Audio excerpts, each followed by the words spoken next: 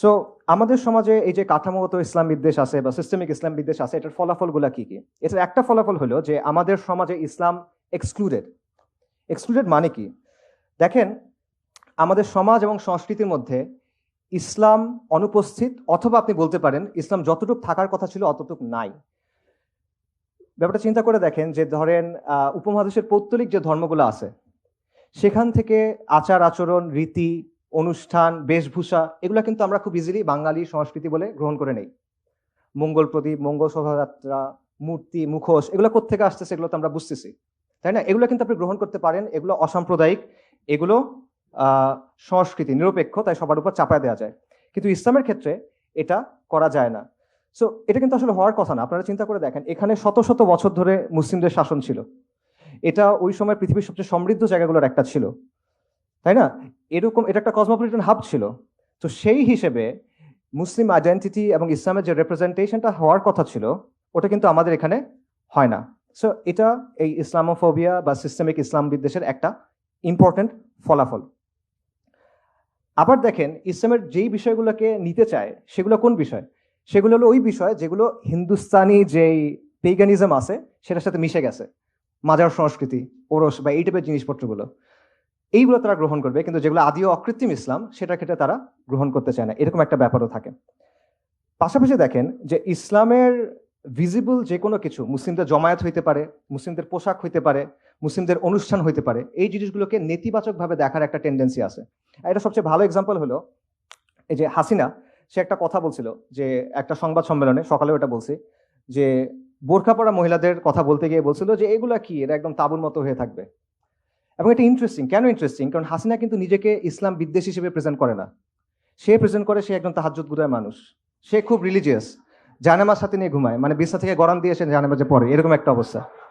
তো এই ভাইবে আছে, কিন্তু সেও বুঝে যে এইটা বললে তার সমস্যা হবে না। সে কিন্তু নামাজের ব্যাপারে এটা বলবে না, এত নামাজ পড়ার কি দরকার, এটা কখনো হাসিনা বলবে না। সে কি বলবে? এত বোরখা পড়ার কি দরকার? কারণ সে জানে সমাজের মধ্যে এটার একটা একসেপ্টেন্স আছে। ঠিক আছে? সো এই জিনিসটা যে ইসলাম বিদ্বেষ, যে আসলে আমরা মনে করতে পারি এটা আসলে ওরকম শক্তিশালী কিছু না, বাট এটা আসলে অনেকাংশে সমাজের মধ্যে নর্মালাইজড। সব বিষয়ে না হলেও অনেক বিষয় আসলে নর্মালাইজড। পাশাপাশি দেখেন যে মুসলিমদের জমায়েতকে ক্ষতিকর হিসেবে দেখানোর একটা টেন্ডেন্সি আছে। করোনার সময় দেখেন সব চলতেছে, মসজিদে জামাত হবে না। কলকারখানায় করোনা যায় না, সে অনেক বড় মুত্তাকি, সে শুধু মসজিদে থাকে, মানে জাহেদ লোক, সে আর কোথাও যাচ্ছে না, সে মসজিদে এসে বসে আছে, এরকম একটা অবস্থা। তারপর ধরেন 71 টিভি না ডিবিসি, আমার মনে নাই, এখানে আমি জানি না আসলে আছে কিনা, যাই হোক, তাদের এক আলোচনায় বলতেছিল যে মুসলিমদের কবর দেওয়ার দরকার নেই, পুড়ে দাও।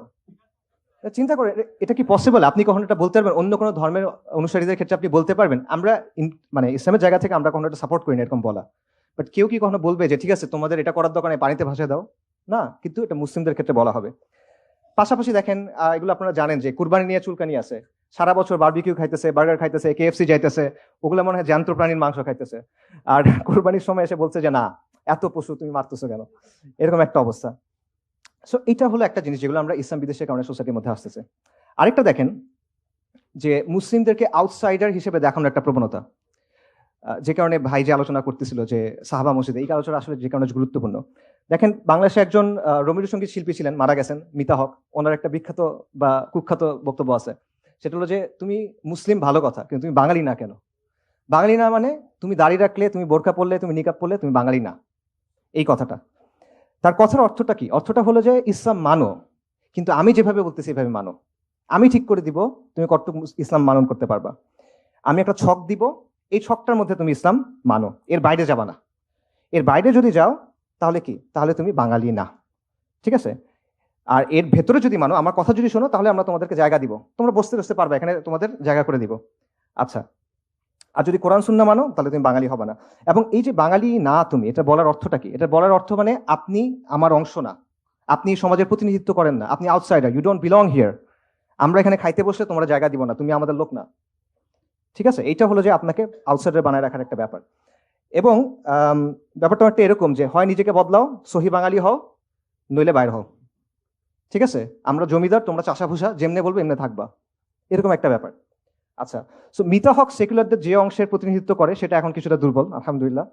বাকি এই বয়ানটা আসলে যায় নাই এখনো, এই বয়ান এখনো বহাল তবিয়তে আছে। কিভাবে আছে? আপনারা এখন একটা কথা শুনছেন যে বাংলাদেশে আরবের ইসলাম চলবে না, বাংলার ইসলাম চলবে। এই কথার সাথে মিতা হকের কথার আসলে পার্থক্য কি? কোনো পার্থক্য নাই, লিটারেলি কোনো পার্থক্য নাই, এক্স্যাক্টলি সেম কথা। আমি তোমাকে ইসলামের একটা ভার্সন দিব, আমি তোমাকে ইসলামের একটা ছক দিব, এর ভিতরে ইসলাম মানবা, এর বাইরে যাবা না। এর বাইরে গেলে তুমি ভিনদেশি খারেজি। যদি তুমি মনে করো ইন্না দ্বীনা ইনদাল্লাহিল ইসলাম, তাহলে তুমি নাজদের ইসলাম পালন করতেছো। ঠিক আছে, একদম সেম জিনিস। এবং দুই জায়গার মূল কথাটা কি? মূল কথাটা হলো there is a right way to be Muslim and there is a wrong way to be মুসলিম।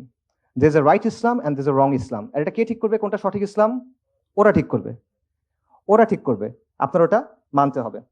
এবং রাইট মানে রাইট মুসলিম হলে কি হইতে হবে? আপনার সহি বাঙালি হইতে হবে, আপনার সহি লিবারাল হইতে হবে, আপনার এলজিবিটি কিউ মানতে হবে। মানে তারা আপনাকে শর্ত দিবে, এগুলো মেনে মেনে আপনাকে প্রমাণ করতে হবে যে না ভাই আমি আসলে তোমার সোসাইটিতে বিলং করি। মুসলিম হও, ইসলাম মানো, আমার কথা বলো মানো, এটা হলো তাদের কথা। সো এটা বেসিক্যালি ইসলামকে নিয়ন্ত্রণ করার একটা চেষ্টা। সো অবভিয়াসলি তারা যেইটা কথা বলে এটা আলটিমেটলি ইসলাম না। এখানে তাওহীদ নাই, এখানে আল ওয়ালা ওয়াল বারা নাই, এখানে হাকিমিয়া নাই। এটা মিল্লাত ইব্রাহিম না, এটা মিল্লাতু শেখ মুজিব হইতে পারে, এটা মিল্লাতু লালন হইতে পারে, এটা মিল্লাতু ফুলান বা ফুলান হইতে পারে, এটা মিল্লাতু ইব্রাহিম না আলাইহিস সালাতু ওয়াস সালাম।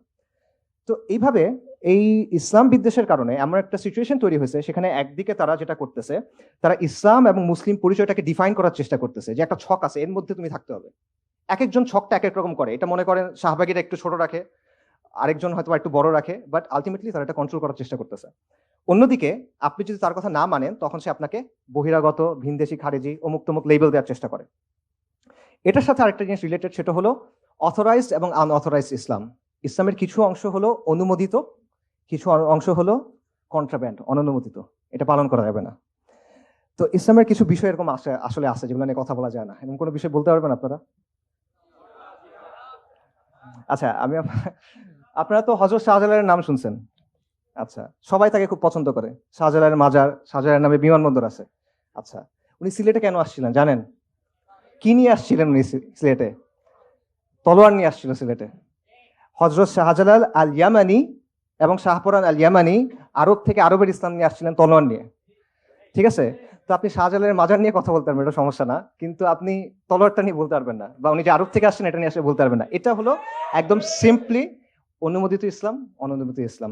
আরেকটা বলি, তিতুমির রাহিমাহুল্লাহ, তিতুমিরকে নিয়ে অনেক কথা আছে। উনি স্বাধীনতা সংগ্রামী, কৃষক বিপ্লবী, এই সেই হ্যান ত্যান অনেক কথা না। উনি যে ব্রিটিশদের বিরুদ্ধে লড়াই করে একটা জায়গা দখল করে সেখানে যে ইসলামী শরিয়া দিয়ে শাসন করছে, নিজেকে বাদশাহ ঘোষণা করছিলেন, ওনার আন্ডারে ওয়াজির ছিল, শাসন ছিল, এই কথা কিন্তু আপনি জানেন না। কিন্তু তিতুমির কৃষক বিপ্লবী এটা আছে, এইটা আপনি মানতে পারবেন, ওটা অনুমোদিত, ওইটা অন্য অংশটা অননুমোদিত। এবং শরিয়া নিয়ে কথা বলা, এটা অবভিয়াসলি আরেকটা বিষয়, যে এটা খুবই ট্যাবু একটা বিষয়। এবং শরিয়া নিয়ে কথা বললে আগে বলা হয়তো জঙ্গি, এখন বলা হবে জঙ্গি, ফ্যাসিবাদী, এবং দুটোই আসলে বিপজ্জনক ট্যাগিং। কারণ এটার মাধ্যমে কি হয়? এটার মাধ্যমে বেসিক্যালি আপনাকে আদারাইজ করা হয় এবং আপনাকে রিপ্রেস করার, মানে আপনার উপর অত্যাচার নির্যাতন করার একটা মানে বৈধতা তৈরি করা হয়।